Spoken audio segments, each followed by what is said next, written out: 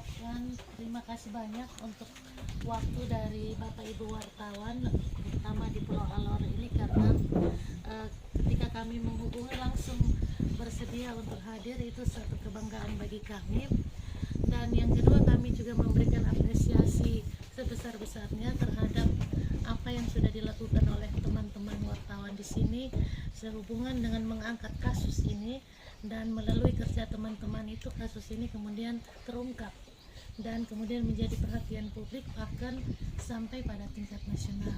Ini suatu pekerjaan yang luar biasa, di mana Alor, sebuah pulau kecil katakanlah ya di NTT, tapi kemudian mendapat perhatian nasional untuk kasus ini. Itu semua karena kerja dari teman-teman wartawan. Karena itu kami dari atas nama Sinode, kami mengucapkan terima kasih ya teman-teman. Kami tim yang ada di sini adalah kami dari Sinode adalah Ibu Pendeta Anta Galogo.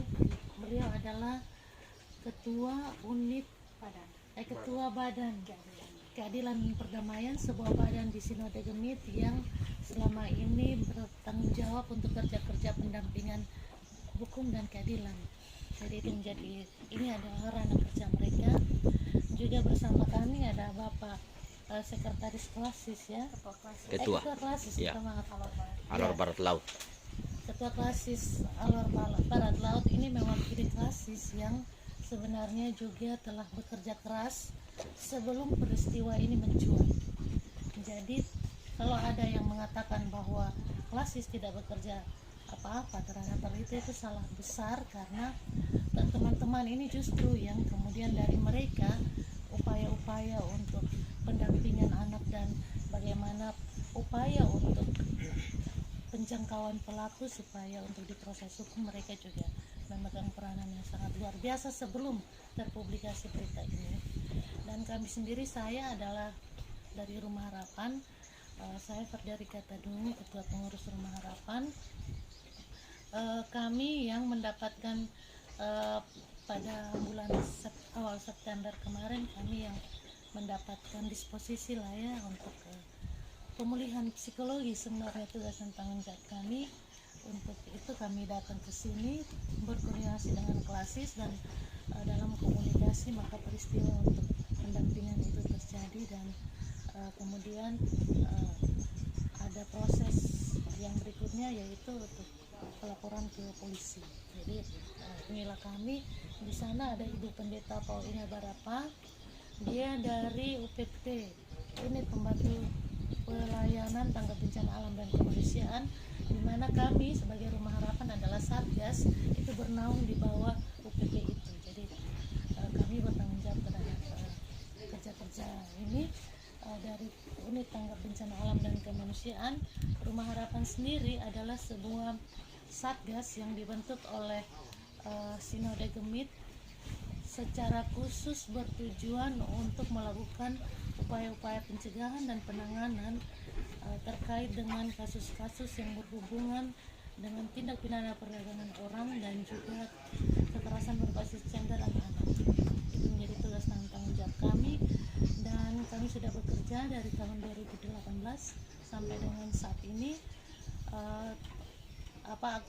Jumlah kasus yang kami tangani termasuk dengan pendampingan untuk tindak pidana perdagangan orang, juga penerimaan kasus, penerimaan pemulangan jenazah di kargo Eltari, dan membantu proses pemulangan ke kampung halaman masing-masing, dan juga kasus-kasus pendampingan baik yang litigasi maupun non litigasi.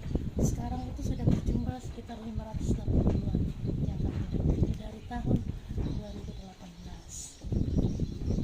Jadi itu mungkin perkenalan kami sedikit tentang apa yang kami kerjakan, dan kami juga akan menyampaikan tentang apa yang sudah terjadi. Yang sudah terjadi adalah semenjak mendapatkan disposisi itu, kami berhasil untuk bersama dengan teman-teman psikolog. Posisi psikolog adalah mereka relawan dari Rumah Harapan, mereka berprofesi sebagai psikolog yang sekaligus juga bekerja sebagai dosen di Undana, sehingga untuk mengurus kedatangan di sini ada proses perizinan dan segala macam.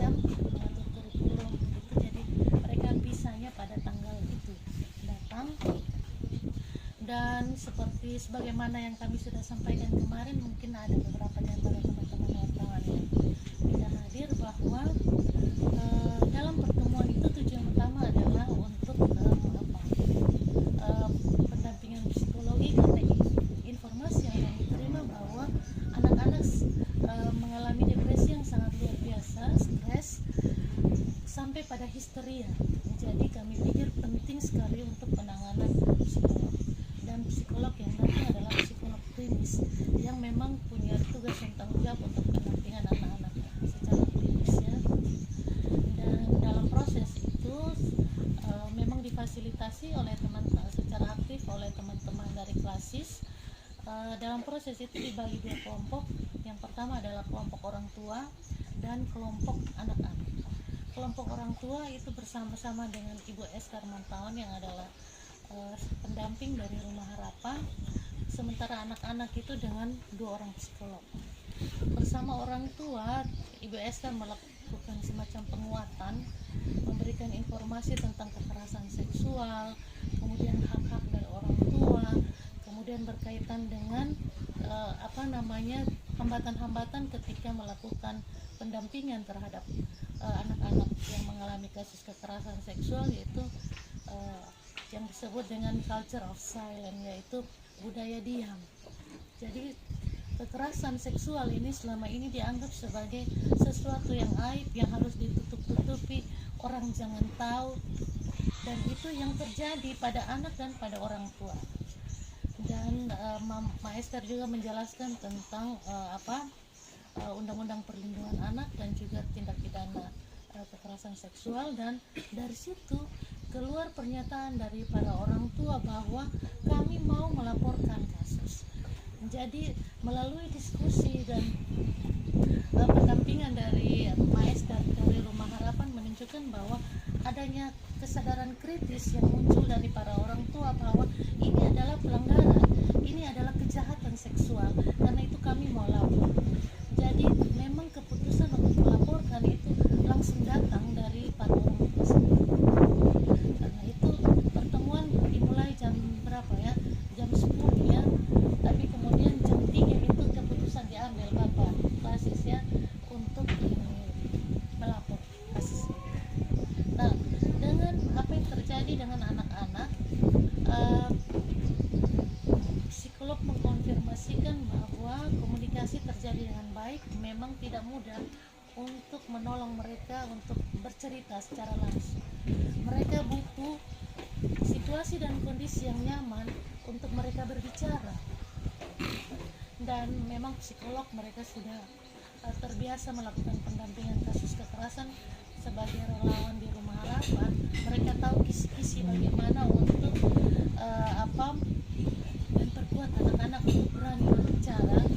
Jadi ada proses meditasi, ada diskusi dan penguatan, sehingga pada akhirnya mereka bercerita. Psikolog sendiri, mereka sebagai psikolog tidak pahamnya.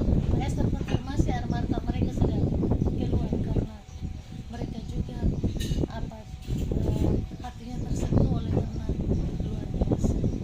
Dan yang untuk kelompok orang tua juga, baik lagi bapak-bapak ataupun mama-mama, semua menangis karena mereka tidak membayangkan.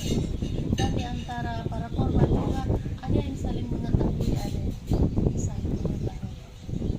Jadi memang figur sebagai tokoh pemimpin umat itu sangat berpengaruh bagaimana korban bisa terjebak dalam tindakan kekerasan seksual. Setelah itu dilakukan pelaporan ke polisi, dan dalam proses itu harus ada pengambilan visum. Yang dimaksudkan dengan visum adalah pengambilan catatan medis, tetapi waktu itu ada hambatan bahwa peristiwanya sudah cukup lama. Biasanya di sini mengambil visum itu adalah kasus yang baru saja terjadi. Tetapi kemudian ada diskusi dan kemudian rumah sakit bersedia melakukan pengambilan visum. Karena itu kami juga memberikan apresiasi yang luar biasa terhadap rumah sakit di sini juga yang tanggap, dan bersyukur karena kita punya pendeta pelayan rumah sakit. Beliau juga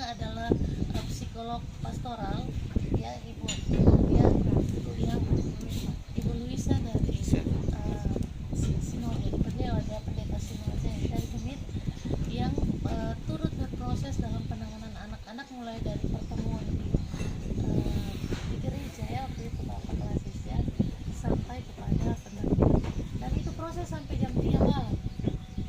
Anak-anak cukup lelah, orang tua juga lelah, tapi mereka terus kawal anak mereka untuk pelaporan.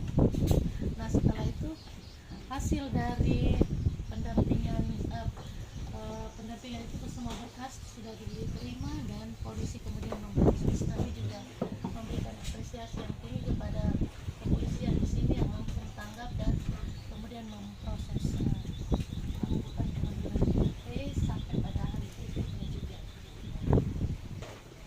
Nah, apa yang terjadi kemudian adalah perkembangan berikut. Ternyata setelah pemberitaan teman-teman viral, kemudian pelaku juga kemudian menghubungi pengacaranya dan melakukan penyerahan diri, sehingga sepertinya proses hukum akan berjalan lebih cepat karena pelaku sudah menyerahkan diri. Sehingga ketika kami pulang dari awal, kemudian kami berdiskusi, ternyata ini proses hukum bisa lebih cepat.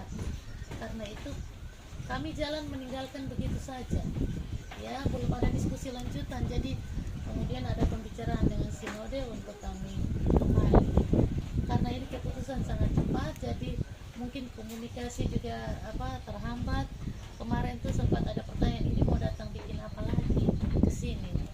Karena sepertinya anak-anak itu sudah dihubungi secara terpisah, siapa mau datang wawancara, mungkin bisa saja dengan wartawan, bisa saja dari dinas-dinas yang sudah mengetahui informasi. Nah itu yang kemudian kami rasa bahwa ini akan berdampak pada anak-anak. Karena satu datang tanya, ketika mereka menceritakan kembali pengalaman mereka, itu traumanya akan muncul kembali dan itu tidak baik bagi anak-anak. Karena itu kami kemudian berkoordinasi dan kemarin itu pertemuan. Sebenarnya inti pertemuan kemarin itu seperti saya sampaikan adalah kita memetakan apa persoalan yang terjadi setelah pendampingan psikologi. Kemudian kita berbagi peran. Kami sangat menghargai resources sumber daya yang ada di sini. Kami percaya bahwa ada sumber daya yang bisa mengawal proses-proses ini.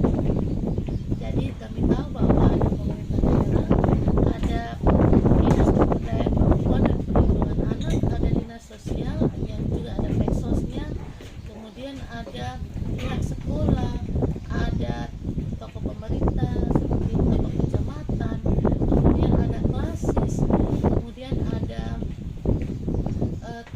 teman-teman wartawan. Jadi pihak sekolah juga kita berkumpul untuk memetakan siapa yang untuk mengawal proses ini. Pertama, bagaimana melakukan pendampingan terhadap mereka, karena kami jalan bersama. Tidak mungkin kami melakukan semua hal dengan sumber daya yang ada. Sehingga hasil diskusi pemetaan kemarin itu menghasilkan sejumlah kesepakatan antara lain adalah komunikasi satu pintu khusus untuk anak. Jadi setiap yang mau datang hubungan dengan anak itu harus lewat peksos. Ya, jadi siapapun jadi peksos yang harus dihubungi, bukan anak-anak langsung.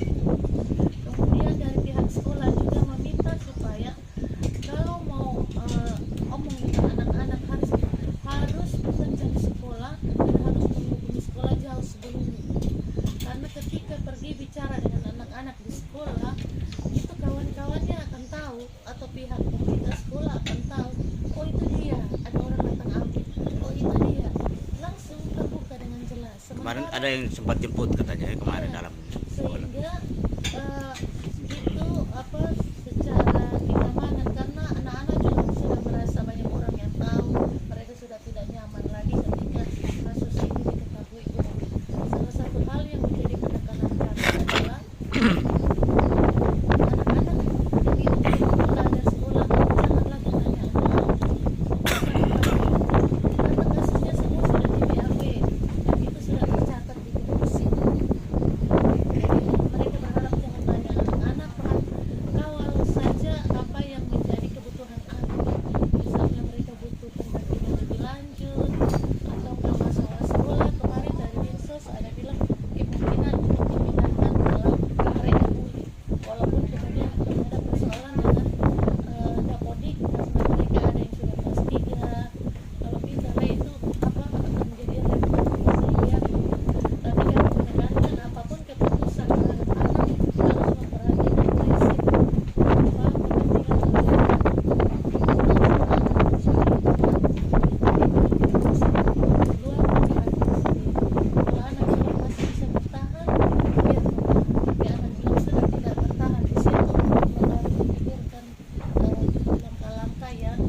melibatkan suara anak di situ untuk mitigasi resiko bencana.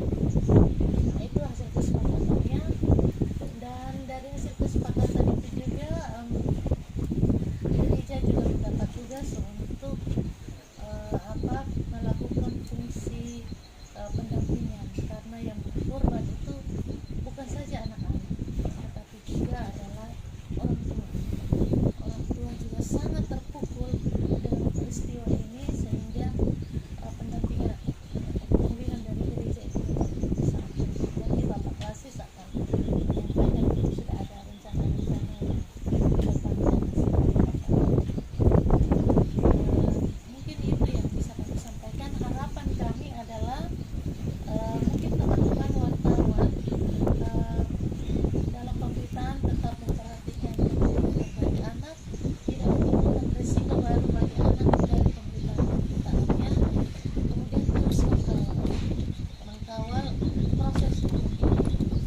Karena tadi kami sudah bertemu juga dengan pihak kepolisian di sini, dan mereka akan mengkawal proses ini sesuai dengan undang-undang yang berlaku, dan mereka akan memakai pasal-pasal yang ada di KUP atau undang-undang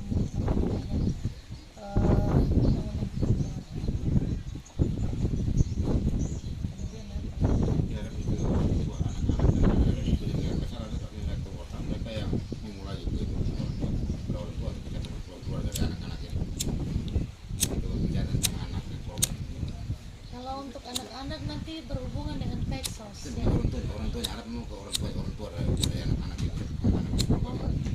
Mereka tuh sangat ketakutan sebenarnya, karena peristiwa ini sangat mendadak dan tiba-tiba mereka harus jadi figur publik yang memberikan keterangan tentang peristiwa yang mereka alami yang sangat traumatik ini. Jadi kami memberi penguatan kepada mereka supaya kalau seandainya merasa tidak nyaman, tidak siap untuk memberi keterangan, punya hak tolak untuk diwawancara. Dan kalau mau menghubungi orang tua, mungkin kontak dengan majelis jemaat setempat atau klasis. Ya, jadi tidak langsung. Mereka bisa didampingi dan mohon dilakukan wawancara di ruang yang nyaman. Jadi ada pendeta atau apa yang karena psikologis ini biasa pada mereka. Kalau ditanya mereka juga masih belum sanggup untuk menceritakan apa yang kemarin saja masih banyak yang menangis. Kita tahu bahwa mereka punya beban itu, mereka belum masih sangat depresi terhadap peristiwa. Mungkin kita bisa sampaikan. Ada di sini Bapak Klasik, ada juga Mbak Esther, Ibu Ina, teman-teman wartawan bisa. Mereka bisa tadi belum ngomong dari lembaga. Saya Ferderika Tadulungu dari Rumah Harapan Unit. Saya adalah ketua pengurus. Rumah Harapan itu berarti sendiri ya, terpisah. Maksudnya Tidak. LSM Dia yang tidak tergabung. bisa. Oh, di limit. Dia adalah Satgas. Dia adalah Satgas Gemit ya. yang dibentuk oleh Sinode Gemit tahun 2018, berada di bawah badan unit pembantu pelayanan tanggap bencana alam Tanggap bencana dan kemanusiaan. Bu, ini apa maksudnya dari apa? Pendeta juga atau Tidak, saya masyarakat biasa yang bekerja melayani Oke, siap. di situ. ketua tim. Ma, tadi pertemuan dengan Polres itu dalam kaitan maksudnya apa?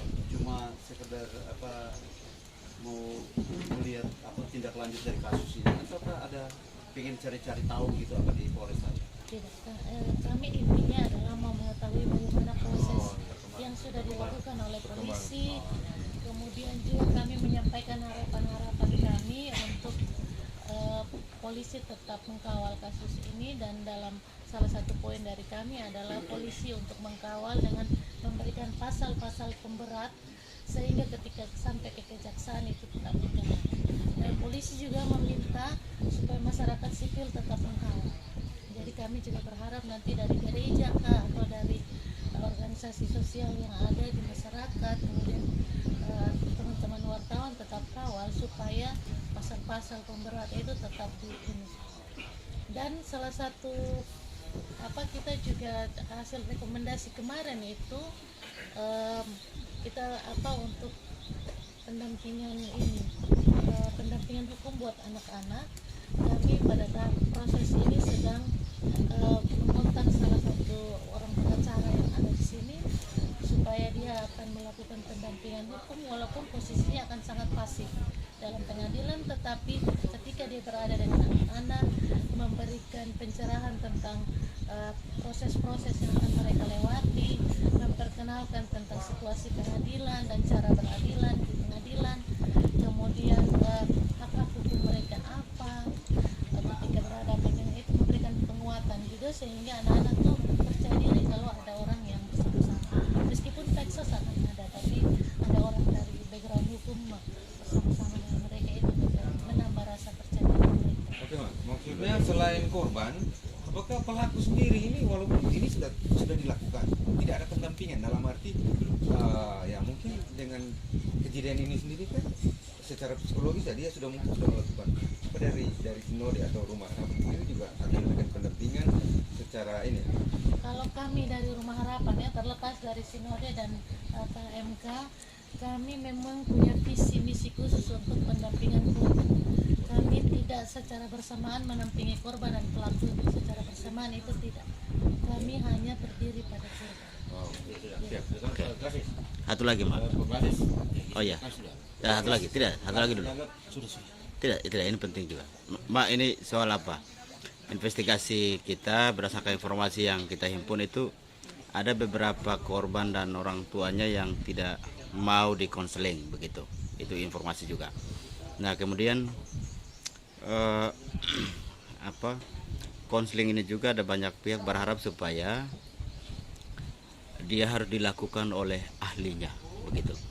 Nah, kita semacam kasus ini apakah dari Rumah Harapan akan memastikan ahli-ahli konseling itu akan standby di alur untuk paling tidak bisa mengawasi melakukan tahapan-tahapan konseling ini sampai tuntas begitu. Karena ada kekhawatiran juga jangan sampai konseling ini dia tidak tuntas dilakukan di tingkat korban. Nah, ini yang kira-kira bagaimana penjelasan Mama soal itu?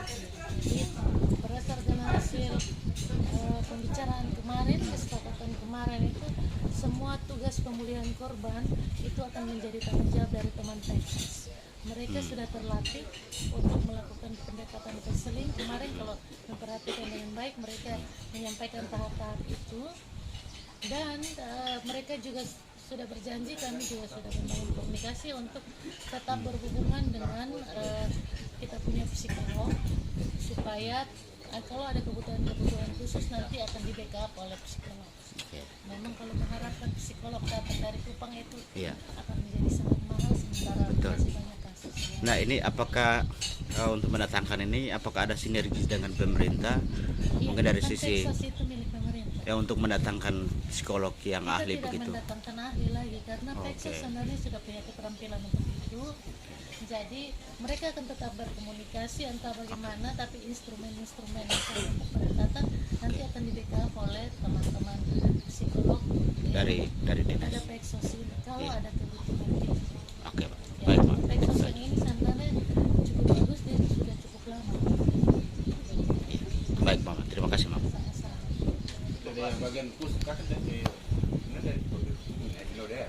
Mungkin Ya, bagian kan hasil penambahan berharap dari Sinode kaitan dengan berapa ini? Kira-kira gimana mungkin ya, Kakak? Kalau kami dari Sinode sudah menyampaikan, kemarin sudah ada rilis pers dalam surat yang disampaikan oleh Majelis Sinode terkait dengan persoalan hukum ini, kekerasan seksual calon. Tanggapan Majelis Sinode itu sudah ada di dalam surat yang disampaikan, dan secara garis besar bahwa Majelis Sinode menyatakan komitmen sungguh-sungguh untuk mengawal kasus ini dan kepentingan terbaik korban yang adalah anak-anak. Jadi gereja tidak pernah tinggal diam, dan harus diakui bahwa sejak awal gereja sudah memulai.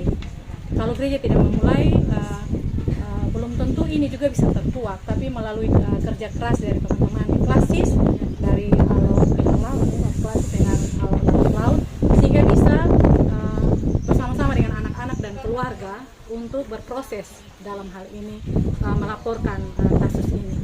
Karena itu Majelis Sinode sangat berharap untuk semua pihak kita mendukung proses ini. Lebih jelas detail tentang sikap Majelis Sinode itu ada dalam rilis pers yang sudah disampaikan oleh bagian Infocom dari Sinode Gemit. Nanti detailnya ada di situ.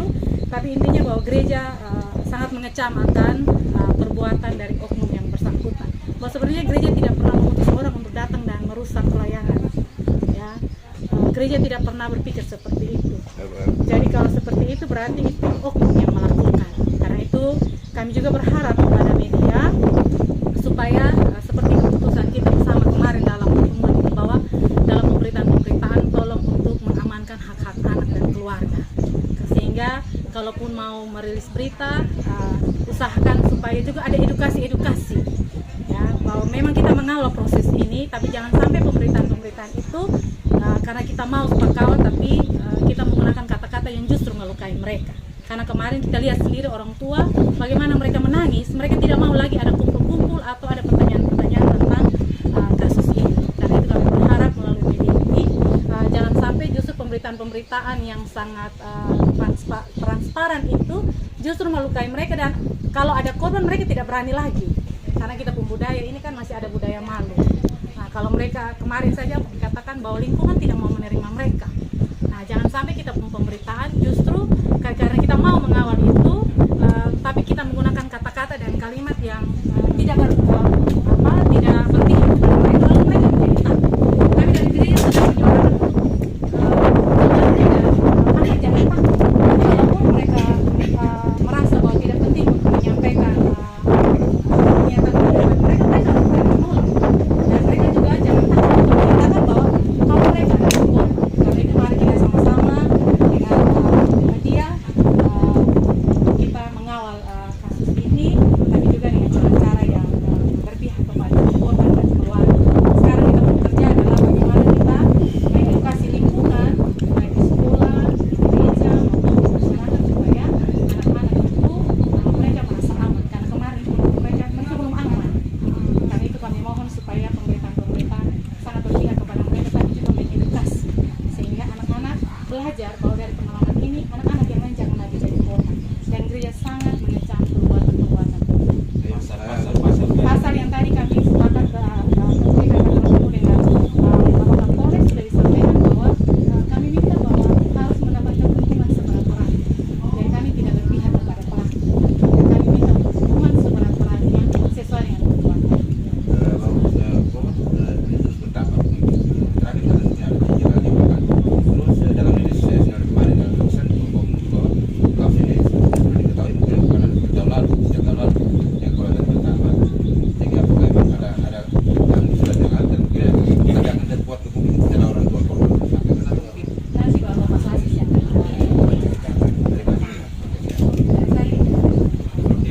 Ada pertanyaan, Mak? Nah, ini berdasarkan surat itu lagi gejolak diskusi ramai di publik, media sosial juga, bahwa Gemit belum memecat secara tegas begitu terhadap perkara ini. Apakah berdasarkan investigasi oleh teman-teman di tim hukum Gemit ini belum menemukan ada indikasi yang pasti dilakukan gitu, agar supaya secara kelembagaan, atau ini memang semua masih menunggu keputusan hukum?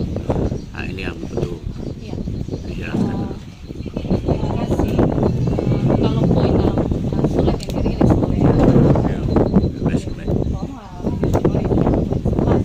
sudah jelas di situ bahwa MS tidak akan menafsirkan dia. Memang dalam poin yang ke-10 dikatakan bahwa peraturan vikariat ya di situ, poin yang ke-8 ya, menurut peraturan vikariat pasal 13 ayat 1 SC di situ. Tapi dalam poin yang ke-11 itu di situ dikatakan bahwa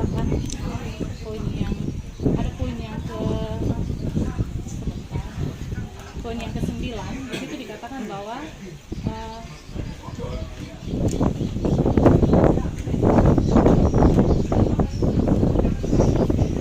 ya, poin yang ke-8 bagian bawah itu dikatakan bahwa mengacu pada pengakuan korban, laporan dalam jabatan pendeta Gemit. Kenapa dia belum dipecat? Karena dia belum karyawan. Oke. Dia hanya sebagai vikaris calon pendeta. Jadi kalau memecat dia, kecuali dia sudah karyawan. Oke. Itu yang kemarin kami diskusikan, dan dalam surat ini sudah dinyatakan dengan jelas bahwa dia tidak ditabiskan. Saya pikir itu jelas. Semacam skorsing begitu ya, diberhentikan. Diberhentikan. Oh, diberhentikan sementara. Ya. Oh, langsung. Oke. Kalau dia sudah tidak ditabis, berarti dengan sendirinya dia sudah tidak jadi. Oke, berarti investigasi tim ini sebenarnya menemukan ada fakta-fakta yang dilakukan begitu ya, berdasarkan kasus ini. Yang kedua, Mak, ini juga lagi berkembang di masyarakat. Korbannya ini anak-anak par Gemit begitu, gereja. Pelakunya juga gereja, orang gereja, calon vikaris. Waktu itu masih aktif lah vikaris. Kemudian bantuan hukum dari Gemit sendiri kepada korban juga dari Gemit begitu. Kemudian dari pelaku juga Pak Amos ini masih status aktif menjabat anggota bagian hukum begitu ya di Gemit. Nah, kemudian di sisi lain Ketua Sinode sendiri tidak menghendaki adanya hukuman mati, menolak hukuman mati begitu. Sehingga ini juga ada diskusi di publik bahwa ada keraguan jangan sampai pelaku ini tidak dihukum seberat-beratnya sampai pada tuntutan hukuman mati yang sementara ini diinginkan oleh masyarakat Alor. Nah, kemudian semacam penanganan hukum semua ini diambil alih oleh Sinode Gemit ini, orang-orang Sinode Gemit ini. Semacam juga ada ketidak transparan dan objektivitas begitu dalam hal penanganan hukum ini gitu. Apakah nanti Sinode Gemit akan melibatkan bantuan hukum dari advokat-advokat dari lembaga lain begitu, khususnya dalam hal penanganan korban ini, sehingga betul-betul objektivitas dalam penanganan ini bisa diperhatikan atau tidak? Mungkin itu bisa jelaskan. Menyangkut dengan pendampingan terhadap korban, kalau tadi sebut Rumah Harapan Gemit itu kami satu. Jadi Rumah Harapan Gemit dengan BKP itu sebenarnya satu. Hanya Rumah Harapan itu dia ada di bawah UPP tim tangga bencana alam dan kemanusiaan. Tapi kami itu sebenarnya satu kesatuan. Lalu menyangkut dengan Bapak Amos Laku, kemarin seperti saya sampaikan dalam pertemuan bahwa ini profesionalitas beliau, bahwa ketika dia mendampingi pelaku sebenarnya juga itu dia melaksanakan tanggung jawabnya secara profesional.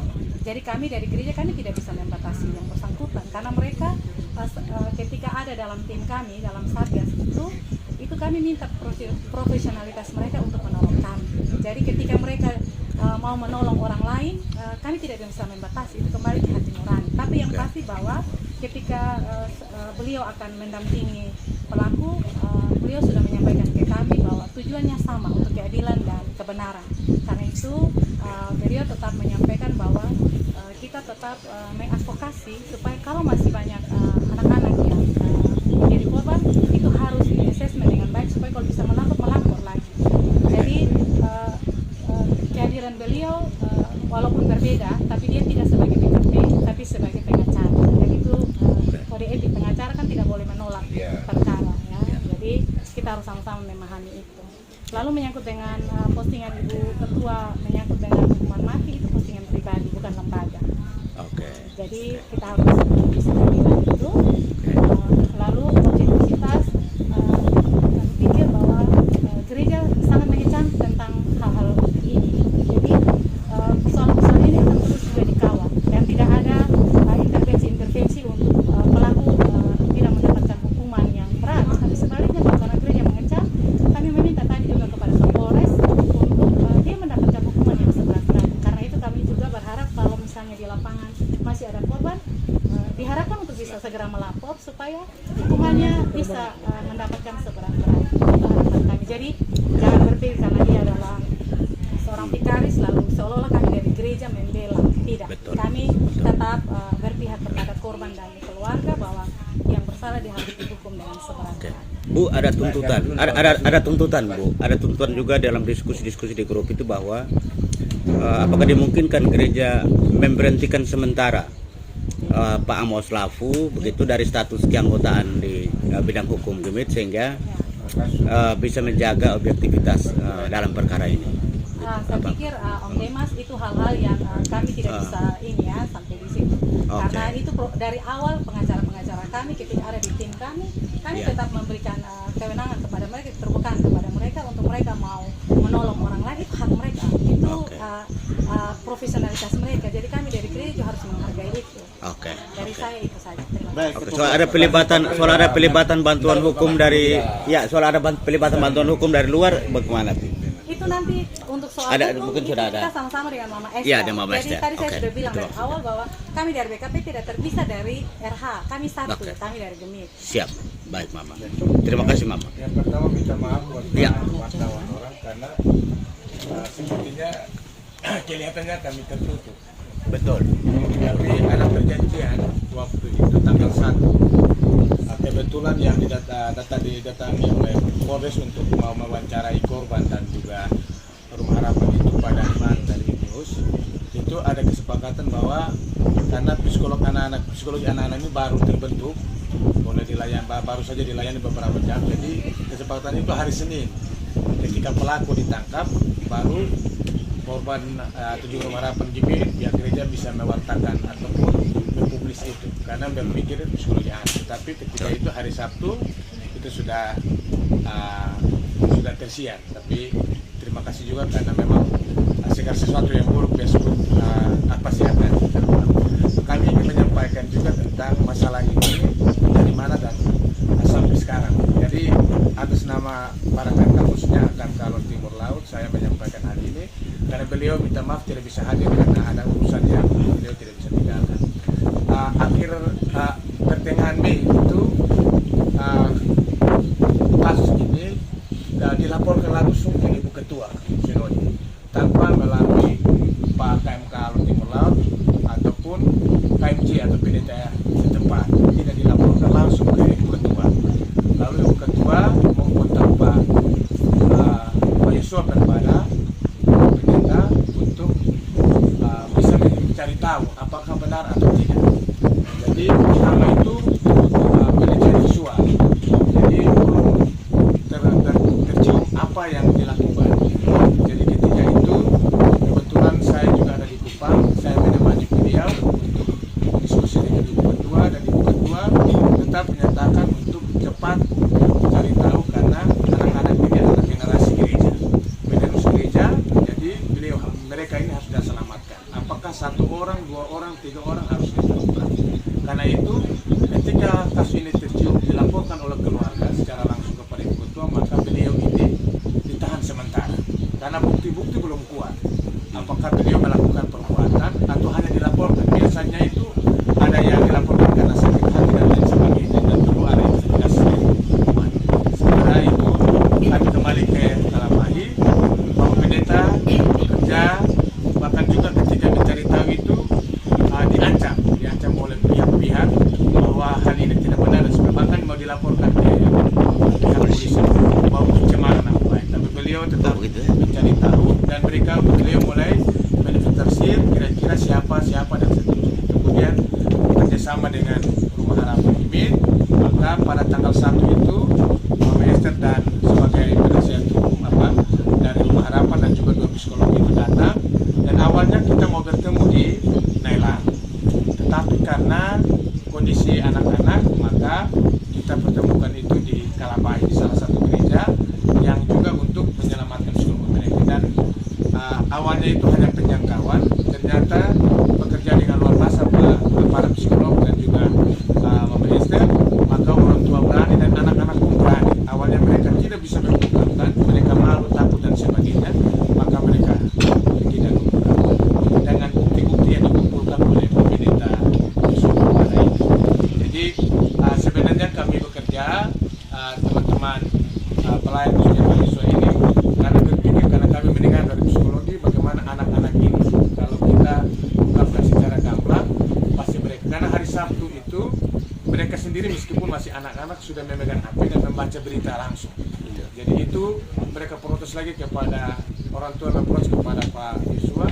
Ini kenapa sih kayak begini? Tetapi memang kekuatan media itu sungguh luar biasa sehingga sampai sekarang sudah tersebar kemana-mana. Kita juga bersyukur juga pelaku bisa tertangkap dan itu menjadi perhatian pergumulan bagi kami sebagai pelayan adalah menguatkan mereka. Ada perkunjungan pastoral dari Pak FMK dan Ibu Pendeta yang ada di Nailam, dan juga mitigasi kepada tiap jemaat dalam khotbah ataupun di dalam pengajaran.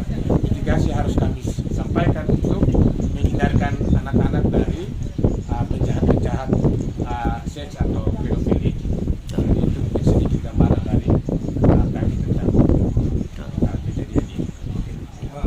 Jadi pada prinsipnya pengungkapan kasus ini memang kembali membantu oleh teman-teman Ya, dari Pak KMK sendiri. Nah, maksudnya ini terus maksudnya ada untuk biar korban-korban lain bisa melaporkan. Ya, jadi sementara ini ada melaporkan. Ada yang turun langsung karena kemarin itu kalau saya tidak salah dari Wester itu ditemukan lebih dari 6, tapi yang 6 itu yang lebih parah sehingga jadi korban, yang lain itu jadi saksi. Tapi ada berita dari Pak KMK sebentar ini ada di kantor polisi itu ada yang tidak mau jadi saksi, mereka mau jadi korban langsung.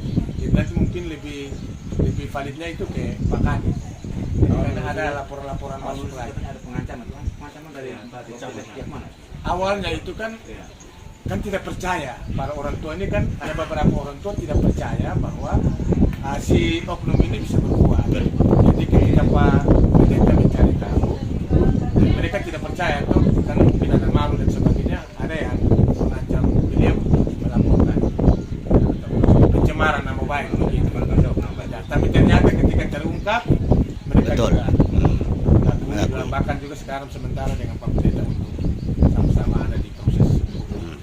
Oke. Sesama yang ini yang saling mengancam. Orang tua korban ini kan merasa ini tidak benar, anak mereka ini dicemarkan. Bukan ini oknum Iya, bukan. Anak-anak. Oh, berarti waktu itu anak-anak juga tidak bisa melaporkan langsung kepada orang tua, dong tidak mengaku ya? Anak-anak tidak pernah. Awalnya tidak. Tidak pernah. Siap. Hasil kerja teman-teman berarti oke. Iya, luar biasa. Betul tuh. Ini biar kita bisa Dengan luruskan. pendekatan panggil mereka ke gereja, kemudian kan ada sekolah minggu, beliau mulai ambil keterangan dan mereka menyampaikan itu. Itu. Jadi ini pengungkapan ini dari teman-teman dari gereja ini. Dari awal ya. Ya.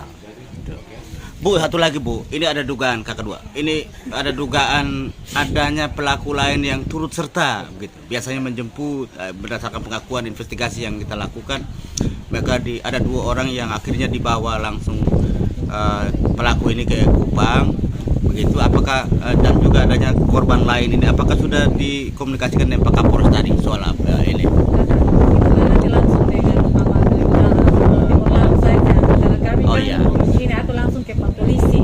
Karena itu yang lebih tahu toh yang Nanti dengan pengembangan tidak saya, tapi yang kami tahu itu yang lain tidak kan semua orang tidak tahu beliau punya. Ya. Jadi sementara yang kami tahu ini bahwa beliau yang pelaku. Iya, itulah pentingnya kayak bantuan hukum keluarga itu penting untuk khususnya bisa mendorong ini di kepolisian supaya bisa. Iya. Katanya kami gereja terus jadi kalau Siap. Oke. Tapi ada dugaan. Oh ya. kita langsung ke Pak Polisi saja. Oh ya, terima kasih. Terima kasih Mama. Ya, terima kasih Tuhan berkati Mama. Ya, terima kasih.